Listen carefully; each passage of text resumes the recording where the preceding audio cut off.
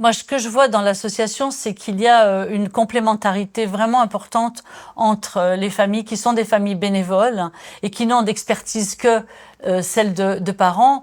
Et elle fait la force d'une association parentale et gestionnaire comme l'ADAPI 49.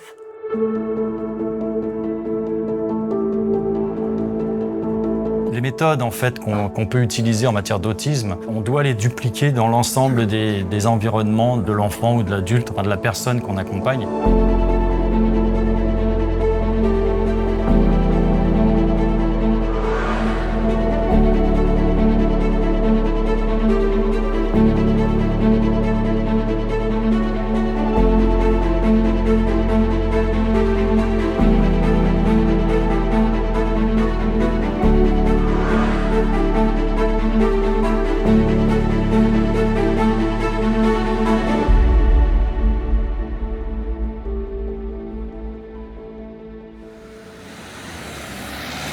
Je suis la présidente d'une association parentale, militante, gestionnaire. Alors une association parentale, ça signifie que les parents sont engagés dans l'association à différents niveaux. Depuis 10 ans que l'ADAPI est engagée sur la compréhension et puis sur l'accompagnement des personnes avec autisme. Historiquement, c'est plutôt le pôle ISAS, le pôle enfance, qui avait piloté cette démarche-là. On a su développer un pôle d'expertise sur le secteur enfant. L'objectif prioritaire quand ce poste a été créé, c'était vraiment de pouvoir harmoniser les pratiques à l'intérieur de tous nos établissements. Donc c'est pour ça que moi aujourd'hui, je circule en fait sur toute l'ADAPI 49 pour pouvoir partager des savoirs, accompagner les collègues au quotidien et puis réfléchir du coup au niveau des directions pour que les accompagnements qu'on propose soient le harmonieux possible pour les personnes sur tous nos territoires. Il y a eu un travail très conséquent sur le pôle enfance. Et aujourd'hui, les enjeux, c'est nous de pérenniser cette action-là et surtout de la développer sur l'ensemble de l'association. Et le conseil d'administration est l'instance dans laquelle sont prises les décisions d'orientation stratégique, politique, qui vont déterminer l'évolution, le développement de l'association. Donc l'IME Chantemerle, c'est un établissement de petits.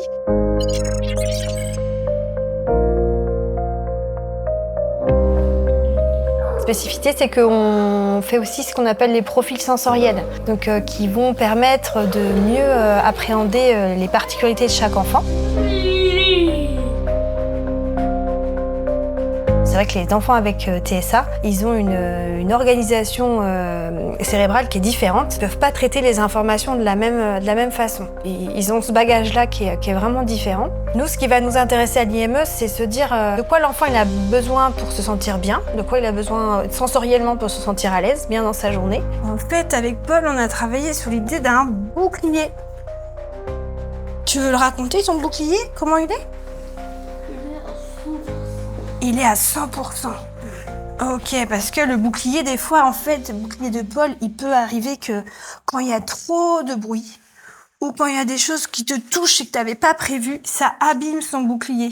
Le fait qu'il y ait un contact tactile, elle perdait la sensation de proprioceptif, d'avoir conscience de son corps, de voir jusqu'où on peut aller dans la tolérance. Donc lui, il avait l'hypersensibilité tactile, donc avec son bouclier, il apportait vraiment beaucoup de choses pour qu'on puisse essayer d'avoir une image en fait de qu'est-ce que ça lui fait dans son corps.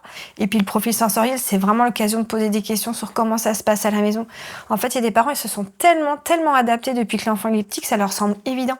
Les relations avec les familles sont évidemment des relations d'échange, de partage, mais aussi de perspectives que nous traçons, nous, parce que nous avons, nos parents, familles, des attentes aussi d'accompagnement. Sur le côté hypersensible, au niveau auditif surtout chez Sacha, le fait de savoir que c'était ça qui était le plus envahissant pour lui, ça nous permettait de mettre en place des choses pour que ce soit adapté pour lui. Puis ça a permis d'être en cohésion aussi avec les professionnels, d'être soutenu. C'était vraiment un moment qui était important, d'être compris. Et toujours en cohésion avec les professionnels, parce que pour lui, comme pour tous les autistes, c'est très important de généraliser. Pour qu'il puisse avoir des acquisitions à n'importe quel lieu, il faut qu'il puisse vivre la même chose dans tous les lieux au niveau sensoriel. Lui, une casquette ou quoi que ce soit, ça fait pas très longtemps que c'est intégré. On a essayé de faire des renforçateurs, nous, au niveau de la maison, sans s'en rendre compte, en fait. Il aimait bien des petites comptines, les titounis. Comme c'est assigné, ça lui permet une meilleure compréhension en plus. Donc c'était à ce moment-là qu'on lui mettait les lunettes. Et je pense qu'il y a vu son intérêt. Et puis il voyait mieux. Et donc du coup, associé à quelque chose d'agréable, effectivement, il les tenait. Et on a fait la même chose pour le bruit. C'est comme des parents qui, au quotidien, c'est pas facile quand même de pouvoir, d'avoir cette énergie pour réorganiser sans arrêt le monde pour leur enfant.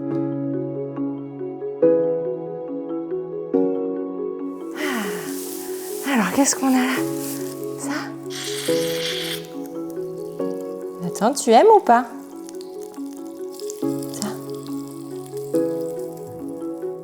Le renforçateur dans l'autisme, c'est de pouvoir amener les enfants à réaliser un apprentissage. Donc, ça fonctionne avec des félicitations pour des enfants un peu plus lambda. Dans l'autisme, il faut vraiment des choses concrètes.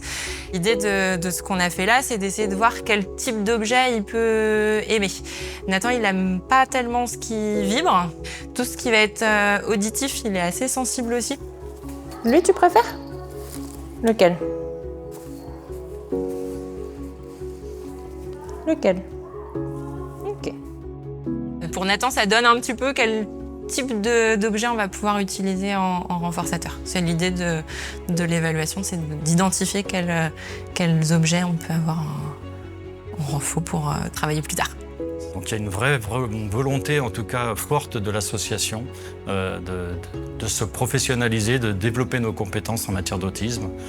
Ça fait partie d'un des axes du projet associatif et c'est vraiment porté par l'association.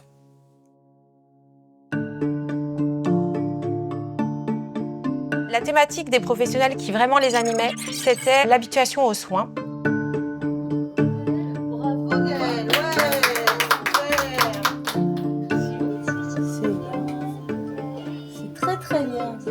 Pour accompagner les enfants dans l'habituation aux soins, on va utiliser des outils adaptés.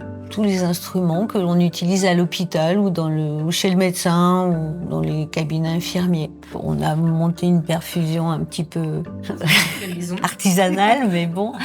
Après, on va utiliser aussi des moyens de communication pour permettre à l'enfant une bonne compréhension des choses. On utilise notamment le TLA qui est au mur, qui va permettre à l'enfant de s'exprimer pour éventuellement signifier s'il a une douleur ou une gêne.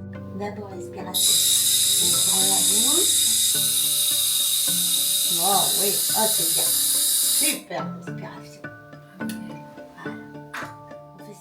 Ça fait à peu près 4 ans qu'elle se pratique. Elle a été amenée surtout grâce à une superviseuse, qui maîtrise très bien ça. Et du coup, nous, on n'avait jamais mis ça en place, donc on n'avait pas forcément les outils et les compétences à la base nécessaires pour pouvoir le mettre en place.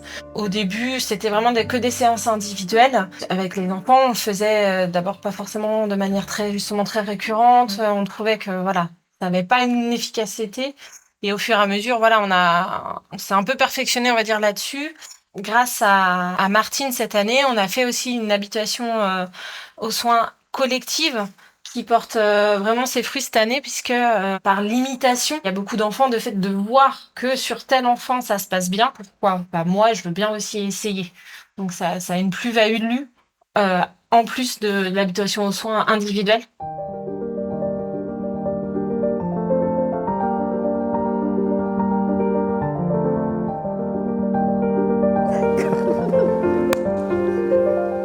Alors Lina, quand elle était petite, elle avait beaucoup de rendez-vous médicaux, du coup entre le pédopsychiatre, entre le neuropédiatre, et on a surtout passé beaucoup de temps à attendre.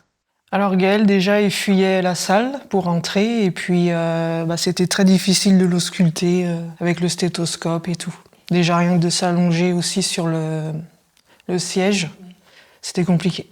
Alors du coup, elle a grandi, elle a quand même moins de contrôle, mais les rendez-vous se passent très bien. On connaît aussi très bien notre médecin traitant.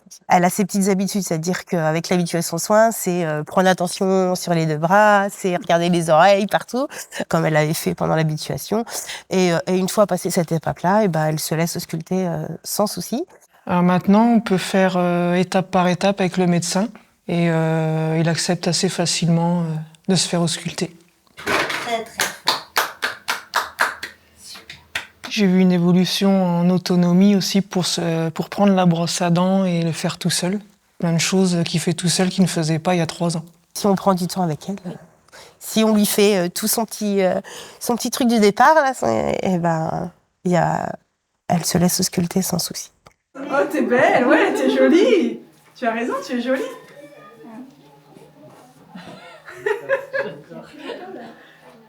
Tu es jolie. L'accès aux soins, c'est quelque chose qui peut être compliqué pour des personnes TSA, du fait de leurs différents aspects de leur fonctionnement. Déjà au niveau de la communication, puisque c'est des personnes qui parfois ne parlent pas ou qui ont du mal à exprimer une gêne, une douleur, à localiser quelque chose sur leur corps. C'est compliqué au niveau de l'anxiété, qui est voilà. C'est peut être compliqué au niveau de l'anxiété que ça génère d'aller dans un nouvel endroit avec une nouvelle personne, de changer les habitudes. C'est une démarche qui permet vraiment de travailler au rythme de la personne, prendre le temps avec elle de travailler un soin en particulier, mais sans la pression du soin. Donc on peut vraiment commencer par juste rentrer dans la pièce, regarder le matériel, échanger avec la personne qui va faire le soin. Mais il n'y a vraiment pas cette pression-là. Et du coup, ça permet petit à petit pour eux, quand on le fait régulièrement, de rentrer dans une routine hyper rassurante et qui permet à terme de pouvoir faire un soin à l'extérieur et d'aller jusqu'au bout. Donc c'est vraiment, vraiment essentiel de le faire régulièrement. Madame, là, vois-tu, t'as quelque chose à ta main? Mais pour autant, il ne faut pas négliger que beaucoup de familles ne bénéficient pas d'accompagnement. L'association, ce qu'elle propose en interne, c'est un accompagnement évidemment adapté.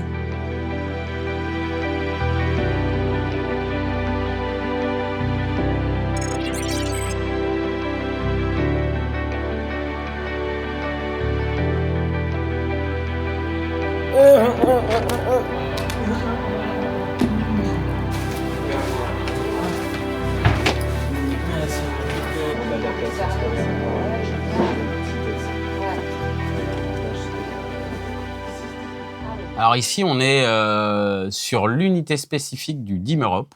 Et nous, avec eux, sur la journée, on va travailler sur différents types d'apprentissage, que ce soit cognitif, pédagogique, ou alors aussi des apprentissages liés à l'autonomie.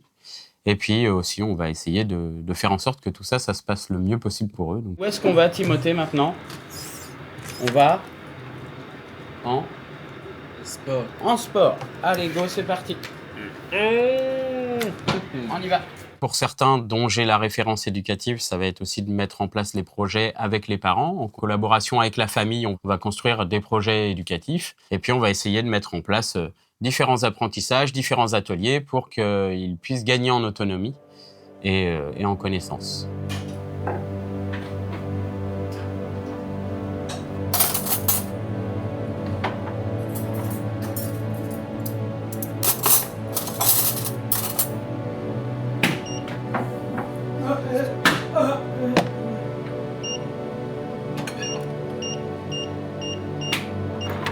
Ok, d'accord, c'est à moi de jouer. 1, 2.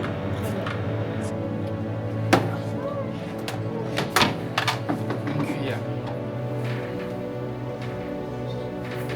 On rajoute ça, Super. 30. Départ. Une fois. Super, Laurent, bravo. Très souvent, on essaye de faire du lien entre l'éduc qui est au taxi et nous qui attendons ici. On va rentrer en lien avec le jeune, lui dire bonjour et on essaye de voir un peu comment ils se sentent tous. S'il y a de l'excitation, s'il y a de l'énervement, s'ils sont fatigués. Qu'on a mis en place avec les familles, qui a un cahier de transmission, du coup, qui nous permet de voir aussi avec les parents. Alors, on communique aussi par mail, mais ça nous permet de voir avec les parents si le jeune a bien dormi, si le départ de chez lui s'est bien passé ce matin, s'il n'y a pas eu d'incident majeur. Ce qui va nous permettre de jauger un petit peu aussi comment le jeune va. Et puis, à partir de là, on va lancer la journée. Ça fait en cool qu'il a là. Ça, c'est pas une ampoule que t'as à la maison. Collectionne les Pierre, il ampoules, collectionne les ampoules. Ah, Il c'est en pas une a ampoule. Dans la cave à la maison, il y en a Ouais. de tous les formats, tous Là, les je- filaments et tous les Je déclencheurs. suis pas sûr qu'ils réussissent à la démonter celle-ci. Alors, moi je le mettrais pas au défi. Alors moi, je suis sûr qu'il va arriver à la démonter. Moi je suis à peu près sûr. Mais on la démonte pas, celle-là. On la laisse. C'est une LED, donc ça va. T'as vu, c'est chouette, hein.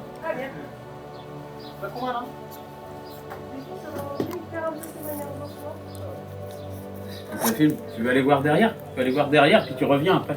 Vas-y, va voir. Si on veut vraiment permettre à la personne d'être sereine, d'avoir beaucoup moins d'anxiété, il faut vraiment des choses qui sont assez prévisibles pour les personnes. Et du coup, avoir cette structuration, ça va permettre à la personne d'avoir des repères, de se sentir en sécurité. Et c'est vraiment notre cœur de métier au quotidien, de pouvoir permettre à la personne d'avoir un environnement le plus adapté possible. Si je suis tout seul, c'est pas intéressant. Ah ouais, bah oui. C'est ça qui est drôle, c'est qu'on se fait filmer, tu vois. Si je suis tout seul, c'est pas drôle. C'est vachement mieux à deux quand même. Alors Iker. Du temps, tiens, dis-nous. Ouais, ça va être l'heure justement. C'est l'heure de quoi là? C'est l'heure de filmer. Iker, on va faire quoi là? T'appuies sur tous les bouts. On va faire quoi? Ça filme toujours. On va Parce que j'aime bien. manger. Tiens, on va manger. Lui, il se cache plus. Allez, go, c'est parti. Repas.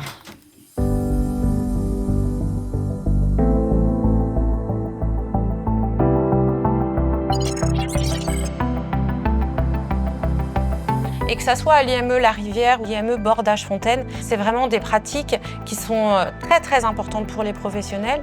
Donc ils vont vraiment chercher à ce que la communication expressive de la personne soit vraiment valorisée en fonction des canaux prioritaires des enfants. Est-ce que ça va être utiliser des signes, utiliser des images? Il y a beaucoup de façons de pouvoir s'exprimer. Je veux de l'eau.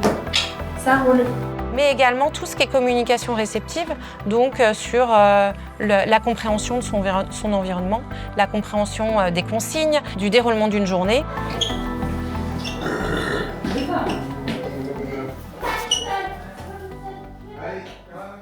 Allumer le feu. Alors mon rôle, c'est déjà de soutenir les apprentissages qui sont déjà acquis par les jeunes, puisque ils ont plus de 16 ans, donc il y a énormément de choses qui sont déjà acquises.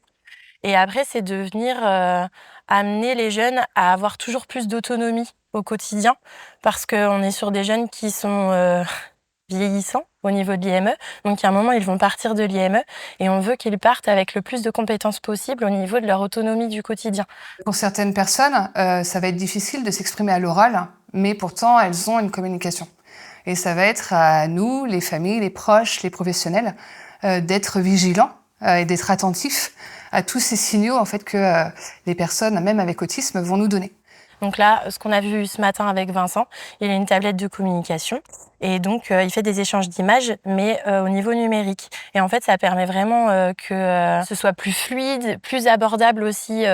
Par exemple, à quelqu'un qui ne connaît pas les outils de communication à l'extérieur du milieu spécialisé, eh ben ça va être plus fluide plutôt qu'un classeur avec échange d'images. Là, la tablette, elle est reçue par tout le monde en fait. Tout le monde comprend rapidement la demande du jeune. Et en fait, comme ça, les jeunes, ils peuvent s'exprimer, ils peuvent exprimer leurs besoins, leurs envies, leurs centres d'intérêt, ils peuvent commenter aussi des choses. Pour pouvoir communiquer, il faut pouvoir donner un message à quelqu'un, à un partenaire ou à plusieurs partenaires, mais il faut aussi être capable de recevoir un message et une information, de la comprendre, et tout ça, ce sont des mécanismes qui sont compliqués. Mais il existe plein de solutions, même quand on n'a pas accès au langage oral, pour pouvoir s'exprimer. Il existe plein d'outils, et il existe aussi tout simplement une approche, une manière de faire avec les personnes qui n'ont pas le langage oral. J'ai mangé, j'ai mangé. Je suis restée à la maison chez ma maman. Donc ce matin, on a démarré le temps d'accueil comme tous les matins. C'est vrai que c'est un temps qui est très très ritualisé, le temps d'accueil. C'est un temps qui a énormément d'importance. Les jeunes, ils peuvent déposer comment ils vont. Hein. Ça se fait en différentes étapes. Donc un premier temps où ils vont nommer leur état d'esprit, ce qu'ils ont pu faire dans leur journée, soit la veille. Aujourd'hui, on est jeudi, donc ils nous ont raconté la journée de mercredi. C'est vraiment un temps d'échange et de partage, de questions-réponses. S'il y a eu des problèmes, ils peuvent venir le déposer là. Et ça permet de démarrer la journée dans des conditions optimales. Bravo, c'est très bien. Pizza. Oui. Une pizza à quoi? Pizza tomate. Oui. Parce que la communication, c'est aussi ça, c'est pas que dire ce qu'on fait, mais aussi réussir à synthétiser pour pas perdre son auditoire quand on parle de notre journée. On travaille aussi toute la formulation de phrases, construction de phrases. Je pense à Sébastien qui va beaucoup parler en mots-clés, donc on essaye de l'inciter à faire des phrases, à construire des phrases. Suite à ce temps d'emploi du temps, il y a un petit temps de travail où chaque jeune a, pareil, là aussi, des bannettes de travail adaptées à leur niveau, à leurs besoins, à ce qu'on souhaite travailler. Et ils sont en autonomie le plus possible sur ce temps de travail. C'est cool. C'est cool. Il y a toute une part de communication par le langage corporel. Nous, en tant que parents, en fait, on décode beaucoup de choses dans son langage corporel. Mais il a pu développer aussi la possibilité de dire oui ou non avec la tête. Il a été une étape très, très importante. On a testé, accompagné par des professionnels, l'utilisation d'objets à la place des pictos du PEX. C'est quelque chose qui était en test avant que Nino arrive à l'IME et ça a été développé à l'IME. On va laisser du temps, beaucoup plus de temps. On va proposer une diversité de supports, comme il y a une petite partie ici. On va croire au potentiel de la personne. On va croire qu'elle a des choses à nous dire. On va croire qu'elle peut apprendre des nouvelles façons de communiquer. Tout ça, en fait, ça va s'appeler la communication et aussi la communication alternative et améliorée.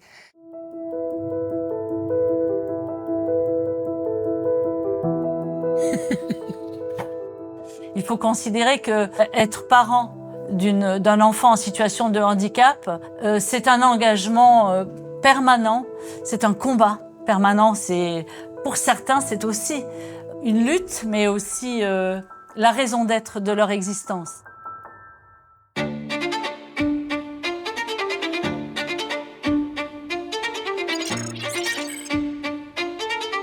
La communication, c'est un aspect qui peut être compliqué pour des personnes qui ont un trouble du spectre de l'autisme. Peut-être qu'il faut qu'on se mette d'accord sur qu'est-ce que c'est communiquer, puisque communiquer, on a toujours l'impression que c'est lorsqu'on parle à l'oral, mais en fait, c'est beaucoup plus que ça. En fait, la communication, ça va vraiment être un pilier de notre accompagnement, puisque la communication, c'est un droit pour les personnes.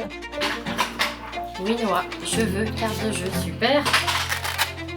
L'objectif de ces outils, c'est quand même de leur offrir la possibilité d'avoir un pouvoir d'agir sur leur quotidien. C'est des outils qui sont des supports pour faciliter aussi la compréhension et l'expression, quel que soit le domaine ou le lieu dans lequel ils les utilisent. L'objectif, c'est que ces outils soient mis en place sur tous les lieux de vie de l'enfant, surtout les environnements dans lesquels il est amené à être. C'est un travail à faire en partenariat aussi avec les familles et les divers partenaires, écoles, centres de loisirs, quand cela est possible. Après, dans un premier temps, le travail il est fait au sein de l'IME. Rincez.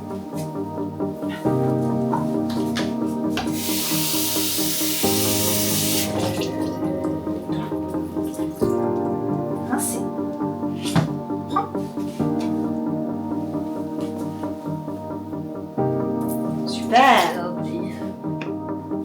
Frottez. Encore le front. Oui. Bien. Depuis qu'il a l'IME, oui, on voit il est plus calme, il est moins agité. Les demandes, il les fait très bien et puis on le comprend de mieux en mieux. Ouais, il a quand même évolué depuis comparé à l'école ordinaire qu'il avait avant. On trouve quand même qu'il y a quand même un meilleur encadrement. Donc du coup, ça te permet de plus s'épanouir. Comme à l'école, c'était pas vraiment adapté, c'était pas formé pour les enfants en situation de handicap. On est content en fait de son évolution, quoi. Il s'est pointé, il s'est montré les images, il s'est fait comprendre. Et même à l'extérieur avec des gens qu'il ne connaît pas, les gens arrivent à le comprendre, quoi. Chaque enfant a un emploi du temps différent pour l'aider à comprendre le déroulement de sa journée. Donc il y a des enfants qui vont être à la photo, il y a des enfants qui vont être à l'image et il y a des enfants qui vont être à l'objet. Pour l'objet, c'est plus spécifique. On parle d'une approche matching. On fait de l'appariement, c'est-à-dire qu'on va faire la paire. Par exemple, cet enfant-là, pour symboliser le temps toilette, elle a ce petit bout de serviette qu'elle va venir, elle va se déplacer et elle va venir faire la paire sur la porte de la salle de bain avec la deuxième serviette. Il fait des demandes qu'il faisait pas avant quand il était entre guillemets à l'école normale. Donc ouais, non, il y a quand même une belle évolution et je pense qu'il a trouvé son cadre. Quand ils sont individualisés, on va prendre des temps avec les enfants, c'est ce qu'on appelle l'évaluation des renforçateurs. Pour amener l'enfant à communiquer, à faire des demandes, il faut qu'on sache qu'est-ce qu'il aime, cet enfant, qu'est-ce qu'il aime faire, quelle activité il apprécie. Donc déjà, on va questionner les parents, qui eux sont une source infinie d'informations sur les préférences de leurs enfants. Et nous, on va aussi leur proposer sur des temps des multitudes d'objets pour voir et calculer le temps qu'ils passent avec cet objet, pour savoir lesquels ils préfèrent. Bulle. Bravo. Ça évolue. C'est vrai que le langage ne s'est pas développé, mais on a d'autres moyens de communication aujourd'hui. Et il y a le PEX, les échanges, les images qui nous aident, qui l'aident aussi, et c'est surtout qui l'aident lui plus. Puis il y a des méthodes, il y a des stratégies qui sont aujourd'hui peut-être un peu différentes que celles qu'on pouvait connaître dans notre secteur quand on a démarré dans le champ du handicap. Et c'est là qu'on voit qu'il y a vraiment besoin d'avoir des équipes spécialisées pour les enfants qui ont des troubles. C'est des approches qui peuvent être un petit peu différentes, qui parfois déstabilisent, mais on se rend compte qu'elles ont vraiment une plus-value très forte pour les personnes accompagnées, et notamment celles qui ont de l'autisme, bien évidemment, mais aussi les autres.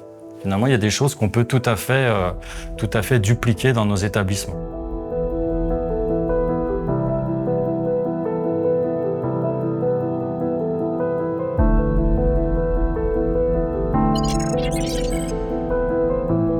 La priorité de ce qui est venu sur l'IME Clerval, c'était l'évaluation. Beaucoup d'investissements des collègues sur la réalisation de ces évaluations de façon pluridisciplinaire, donc vraiment en équipe, de façon opérationnelle sur le quotidien pour faire vivre ces évaluations.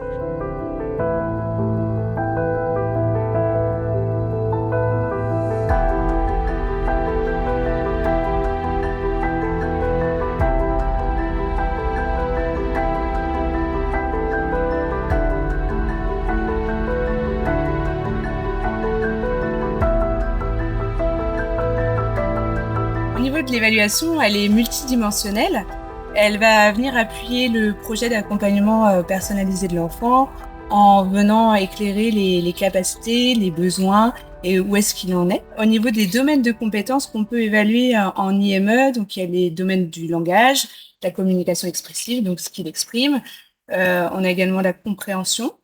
Et puis on peut aller aussi sur la dimension écrite, donc la lecture et l'écriture.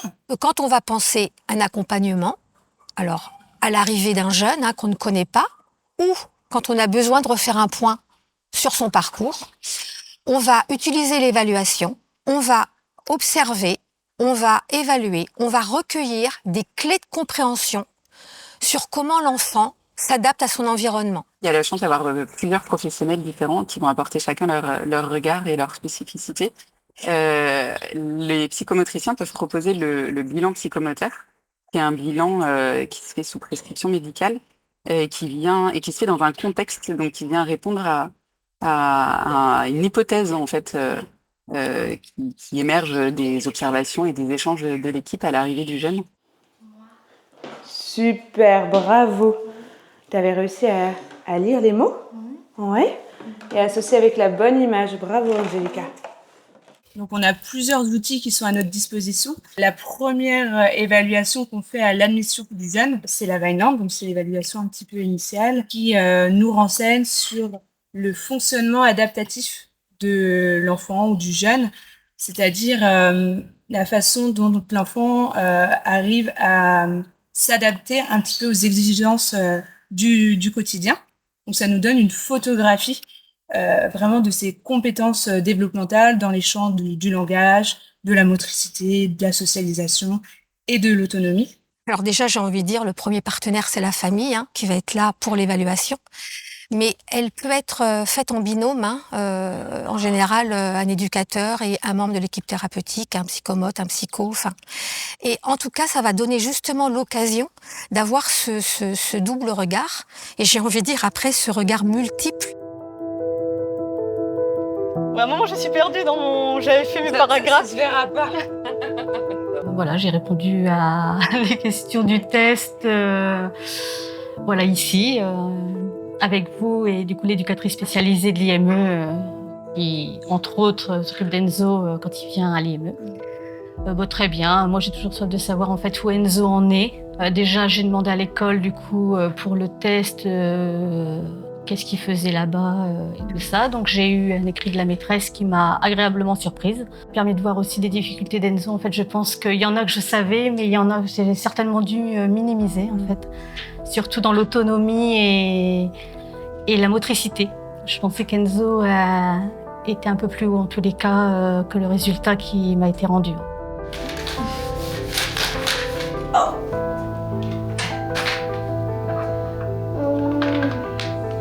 En tant que parent, la démarche d'évaluation, qu'est-ce qu'elle a pu vous apporter? En fait, quand j'ai eu ce document, ça m'a confortée dans ce que j'avais vu.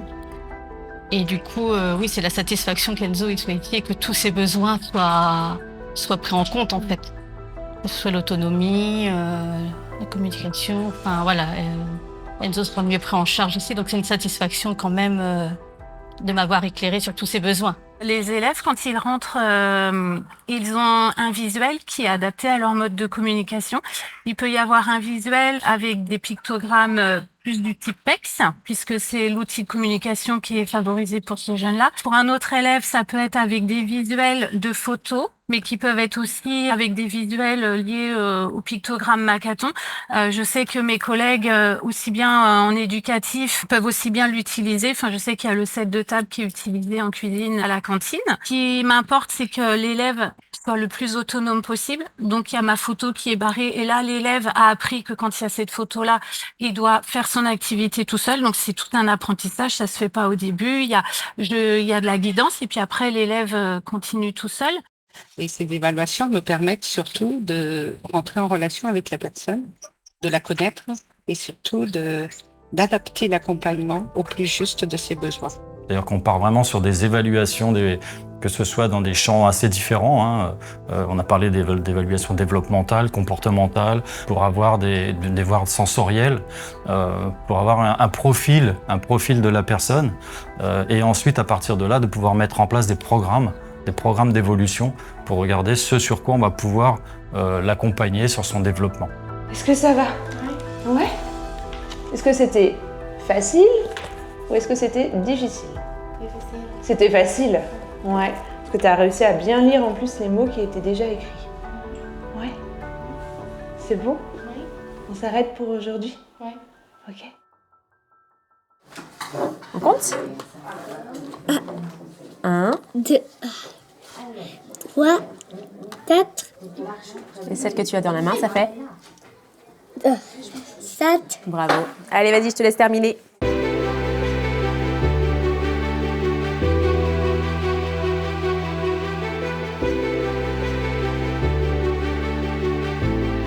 L'éducation, c'est vraiment au cœur de l'accompagnement des enfants. Et l'UEMA représente vraiment un dispositif inclusif à l'école.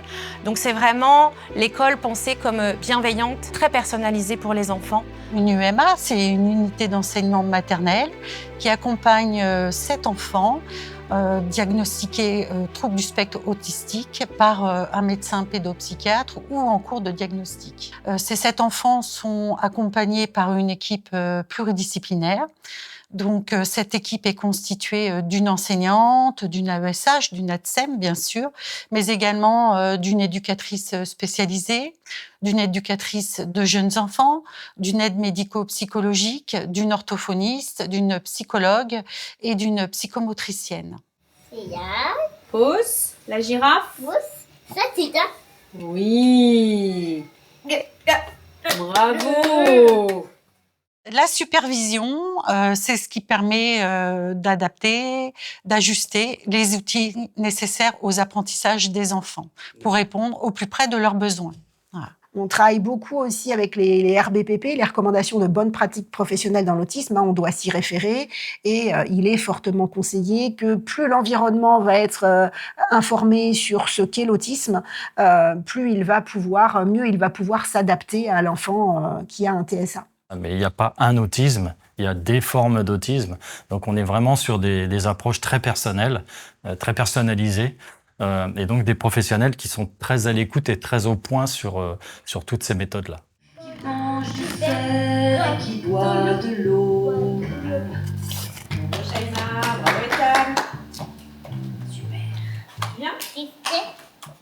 Pour le parcours d'Ethan, en fait, on s'est rendu compte dès l'âge de 6 mois que voilà, il avait des difficultés et que on va creuser le sujet. Voilà. Au début, c'était des problèmes psychomoteurs, surtout, c'est les premières choses qu'on a identifiées. Puis rapidement, c'est la pédiatre qui nous a orientés vers la PCO, qui est une plateforme, parce qu'on était en Vendée à cette époque. Et c'est à ce moment-là qu'on a commencé à faire tout un tas de tests et de bilans, avec déjà une équipe pluridisciplinaire. Et puis au niveau de la formation aussi des équipes professionnelles, on a tout de suite vu la différence. Il avait une AESH qui était disponible que le matin, donc déjà il faisait que 3 matinées au lieu de faire la semaine complète. Les retours de l'école étaient compliqués et depuis qu'il est à l'UMA, on a bien vu nous la différence, on a vu énormément d'évolution, des choses qu'il n'était pas capable de faire encore il y a quelques mois, de la prise d'autonomie. Alors, il y a encore une marge d'évolution, mais on voit bien la différence. Et c'est le travail vraiment avec donc les professionnels et les parents qui se font beaucoup plus. Enfin, c'est évident. C'est naturel, oui. Alors qu'on n'avait pas du tout ce rapport-là dans l'école précédente. C'est ça. Tu as écrit Ethan. Bravo. Super. Ethan. On prend une photo aussi? Oui. Alors j'écris la date. La date. Oui, aujourd'hui. Nous sommes le 23 juin. Tout ça. Tu veux? Vas-y. Tout ça. Attention, je prends la photo. Tu ne bouges plus? Ne bouge plus? Et je te montre. Regarde. Bien, hein? Tu as bien travaillé. Bravo, Ethan. À la sortie de l'IME, les enfants peuvent soit aller sur une orientation ESAT, donc dans le domaine du travail, ou alors plus en habitat.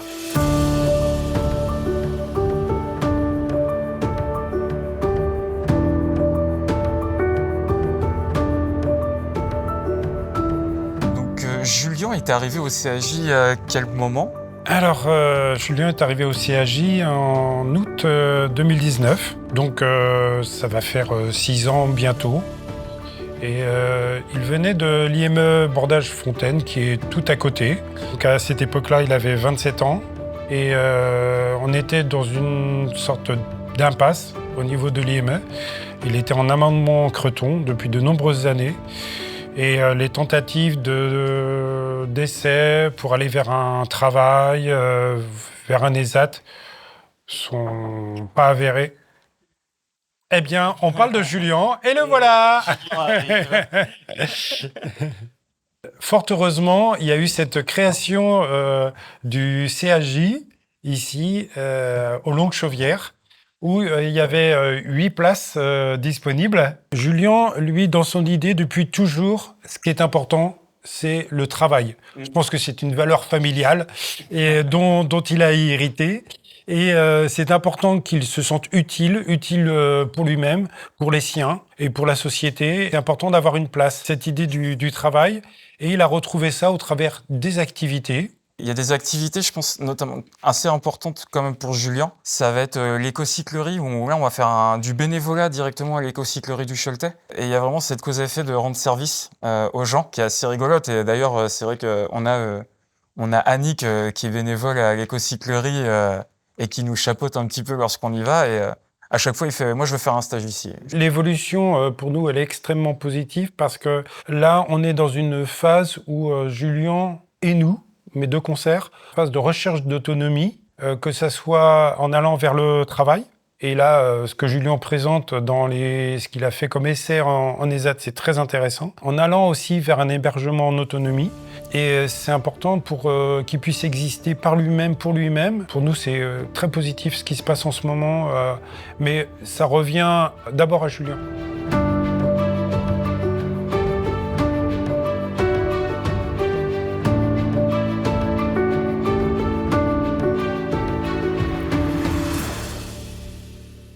Il y a un décret qui rentre dans le cadre du plan de transformation des ESAT. Les ESAT de la DPE 49 n'ont pas attendu le décret pour pouvoir ouvrir leurs portes aux entreprises et pour faciliter l'inclusion. Donc que ce soit des personnes avec TSA ou des personnes avec un handicap, l'inclusion est une donnée qui va de soi.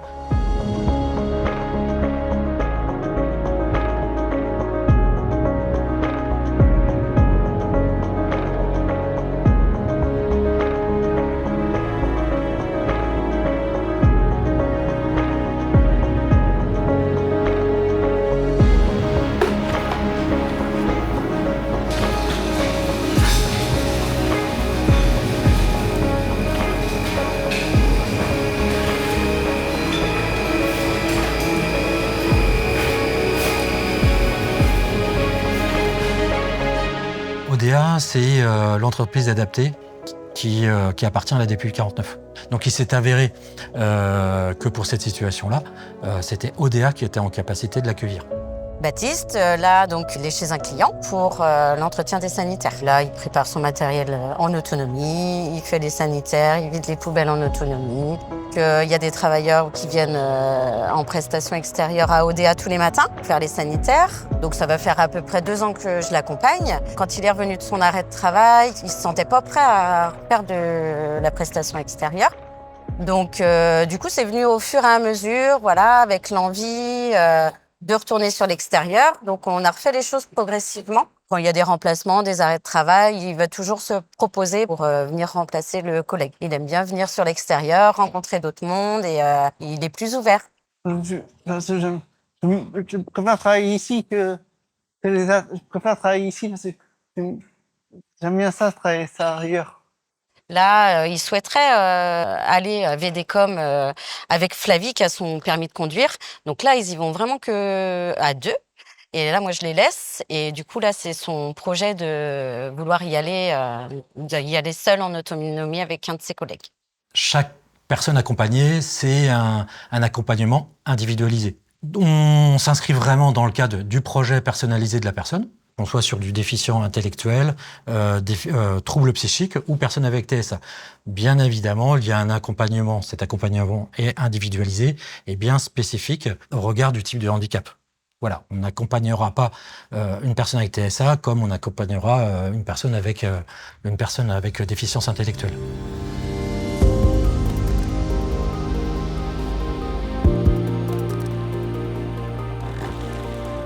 Alors Fabien, c'est un accompagnement en fait qui a démarré tôt en allant vers l'emploi. Dans le dispositif, on accompagne les personnes vers l'emploi ou dans l'emploi et dans l'idéal, on fait la liaison entre les deux. On est parti de ce qu'il a fait pour savoir vers quelle entreprise on pouvait aller proposer des candidatures. La logique, c'est de tenir compte aussi de son environnement. On est resté principalement autour d'Angers. Les portes ne s'ouvraient pas vraiment. On n'arrivait pas à dépasser le stade de l'éventuel stage finalement. Et l'objectif, c'était d'accompagner Fabien dans une réalisation professionnelle, mais qu'on n'en reste pas uniquement au niveau du stage. Là, le poste, c'est apprenti technicien bureau d'études au bureau outillage. Alors, c'est de réaliser les plans, puis faire la gamme d'usinage avec toutes les étapes. Ce qui me plaît plus, c'est l'approche conception-volume avec la matière, où je passe vraiment de la 3D virtuelle qui m'intéresse avec le contact de la matière et de voir ce que je conçois, de passer du virtuel au réel, comme cette pièce par exemple. Globalement, si l'épreuve écrite, j'ai 1, il me faut minimum 6 en culture G pour avoir le BTS. 6 sur 20 ? Ouais. Donc ça c'est la note minime. Ça commence à sentir bon tout ça. Ouais, sinon j'ai toutes les autres notes. Ça c'est bien. Je sais que j'ai des bonnes notes qui qui compense largement les écrits. Mais c'était aussi ça l'important, c'était de s'assurer que sur le centre de formation, il puisse y avoir quand on avait été les rencontrer ensemble, maintenant dans les centres de formation, il y a un référent handicap aussi qui est présent et on a pu du coup interpeller directement, se poser un petit peu, discuter des difficultés ou des non-difficultés, mais en tout cas discuter de la situation. Et du coup, on a eu un interlocuteur qui a pu s'occuper de mettre en place les outils, par exemple un tiers-temps, des choses comme ça. Bon, mais c'est super. Bravo. Ça va être plus relax maintenant. Un peu plus détendu parce que...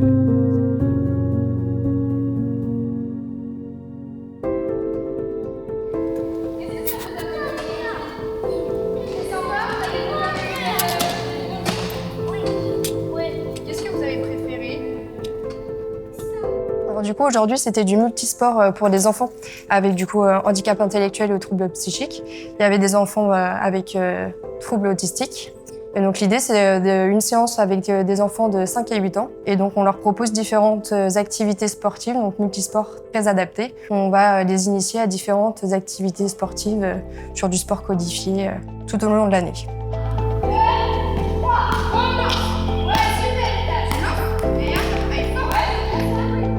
Eh bien, les enfants, ça va les défouler.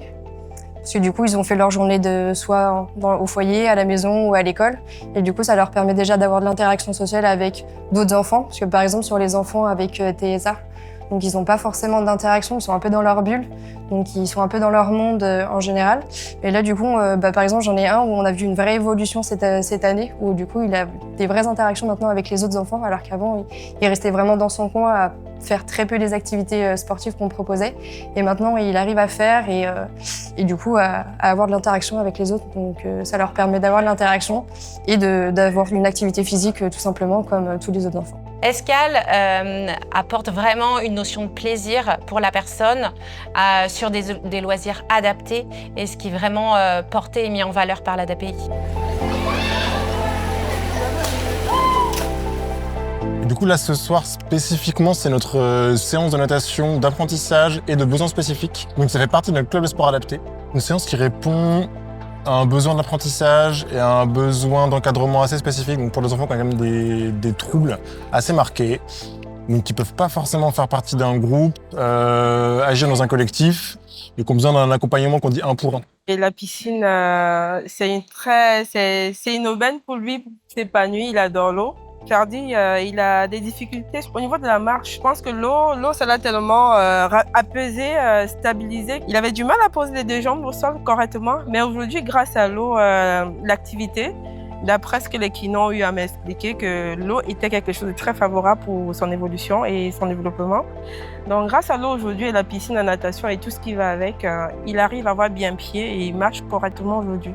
Pour certains, c'est un défouloir. Ils ont besoin de l'activité, de sortir un peu de chez eux, d'avoir une petite activité après l'école, lâcher un peu l'énergie. D'autres, c'est un besoin de sécurité, juste les danses aquatiques, on parle. Ça fait partie aussi d'un projet d'accompagnement plus global. Ça dépend vraiment des... L'idée, c'est d'apporter une réponse spécifique à un besoin en particulier. Donc ça dépend vraiment de chaque enfant. Eh bien, je te dirais qu'à travers ce film, on a souhaité illustrer l'accompagnement des personnes TSA et mettre en lumière en fait tous ces moments clés du quotidien des personnes, à travers la communication, le soin, le travail, les loisirs, tous ces moments très importants qu'on pense au quotidien avec les familles. Et notre engagement, il va être vraiment de permettre à la personne d'avoir cette place aujourd'hui, mais aussi demain. L'association rayonne sur le département d'Angers, de Segré, de Cholet, de Saumur, de Baugé. L'intention est évidemment de rester au plus près des besoins des personnes et de leur lieu de vie. À titre personnel, c'est vraiment ce qui me motive, c'est de permettre à chacun d'avoir une solution, la meilleure possible.